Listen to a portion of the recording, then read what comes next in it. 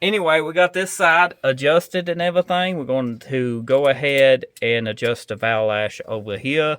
It's a very simple video procedure, so hopefully you enjoy. We're going to start this up and adjust these valves. I'm going to loosen them till they make noise, and I'm going to go a half ton.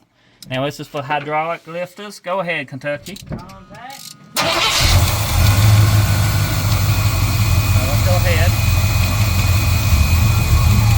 You hear it making noise. Let's go a half ton now.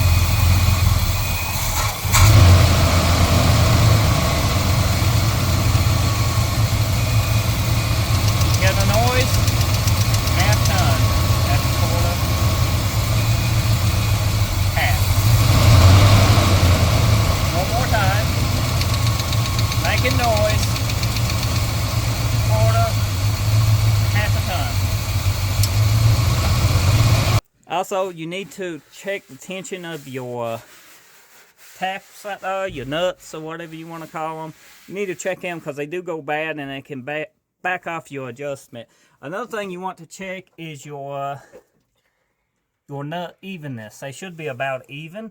If one's very deep, it could be the stud pulling out, or it could be the cam wiping. But this seems okay to me. It looks all good in Joey. So that's how you adjust your valves with the engine running. You can use cardboard. You don't have to point it out and make a mess. This engine ain't squirting too bad. It ain't too bad of a squirter. But you just clean it up if not. Also, if your engine's flooding, this could be a fire hazard because gas in your oil will catch fire. The oil itself should burn off, but be mindful of that. Keep a fire extinguisher handy if you do this. You're welcome, by the way. Unlike us. Yeah, you're welcome. You want something new.